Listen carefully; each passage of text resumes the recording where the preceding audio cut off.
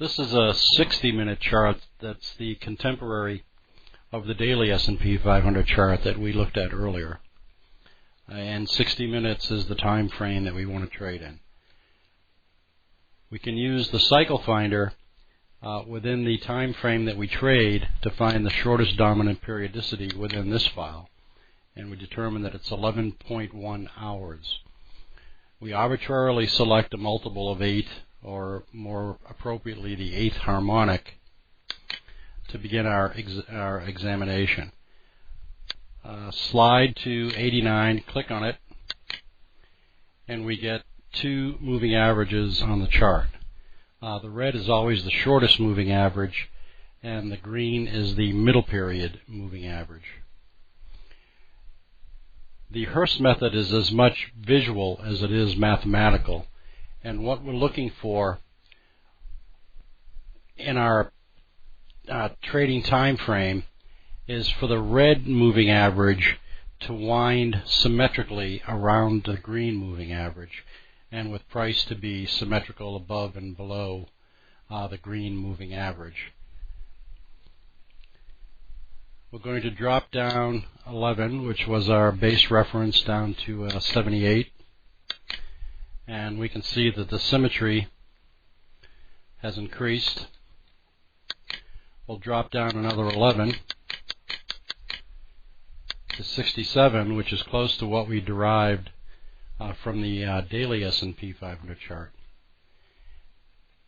And the symmetry has improved again, and I think you can tell by looking at this that we have a workable chart, that we have in fact identified the one dominant cycle for the time frame that we trade in.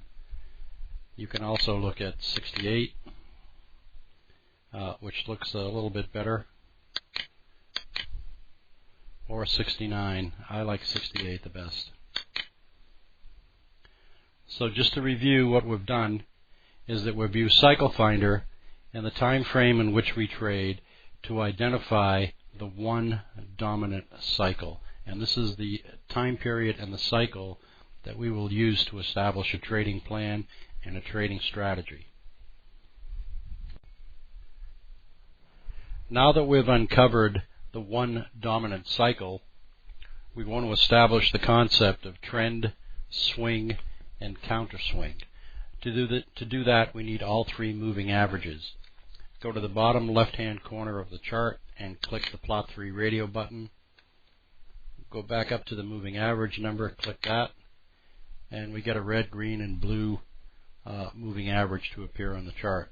The blue moving average is always the longest period, and the blue moving average always defines the direction of the trend for the time frame of the chart we're in. We can see that the whole left half of the screen that the blue moving average was heading hard down, and thus defined the trend as bearish. Around the end of November, there was a transition from bearish to bullish. So from the period late November to current time, the trend in the hourly S&P 500 chart is bullish. A swing is a move with a definite beginning and end that passes through a single intersection of the moving averages. And we can see that the move that started on the November 6th high and terminated on the November 12th low passed through a single intersection of, in this case, all three moving averages, and this is a swing. It's a swing because it's in the direction of the trend, which was defined by the blue average. The up move from November 12th to the November 14th high is a counter swing move. It has a definite beginning, a definite end, and it passed through a single intersection of the moving averages.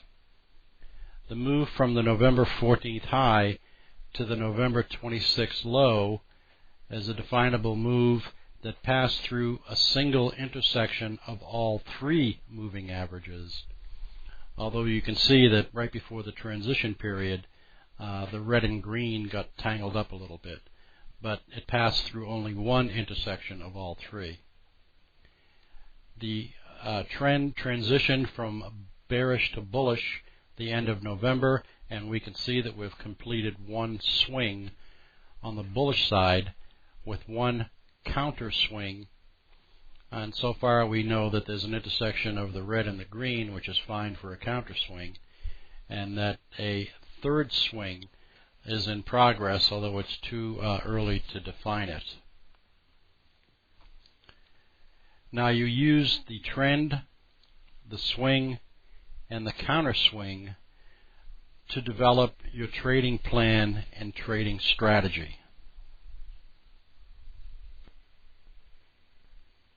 You use the trend, swing, and counter swing information to develop a trading plan for the time frame that you trade in.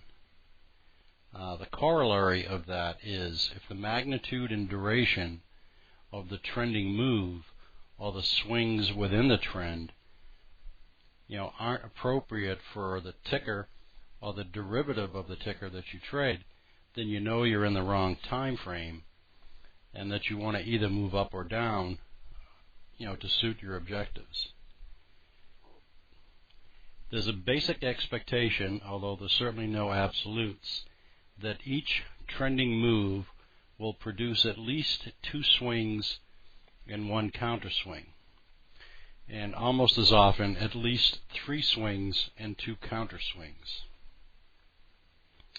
So what you want to look at, first of all, using the bars tool, which is over on the left hand side of the chart, just click it to make it active, it'll stay active, and the magnitude tool, which is in the lower right hand corner. You can see as you roll the cursor vertically up and down that little visual aid lets you know the price level on the chart. So very quickly, if you look at the swing that started on November 6th and ended on November 12th, you can left click and see that it started at about 1520, moved down to the bottom, right click that it was 27 hourly bars or 4 point something days, and it traveled down to 1440 for about an 80-point swing in the S&P 500. The counter swing, by the same token, started at about 1440, lasted 9 or 10 bars, and moved about 50 points. And you just do that same process for each of the other swings. And that gives you an indication of both the magnitude and the duration of the swings that you can reasonably expect to see within a trending move. And it's really a good idea to keep a notebook of this information, and you can add other information that you want, general market conditions, so that when a move is starting or you're contemplating an entry, that you have a reasonable expectation of what to be looking for. And by the same token, if you have a reasonable expectation of X and the market's telling you Y, then that in itself is information that something has changed, and you want to use that information to your advantage. So far, all the charts we've looked at have been using what we call the 1/2 of 50% moving average set, which differentiates the moving averages by 50%. And that is the original Jim Hurst concept. We also provide for a 1/3 or 33% moving average differential, so that you can get a slightly different look. And to get that, you just click the 1/3 radio button and redraw the chart. And you can see that you'll get a slightly different look in the chart.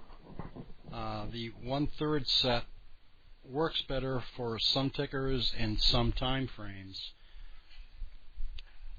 and you can certainly experiment with it. If you're going to use the 1/3 or you want to experiment with the 1/3,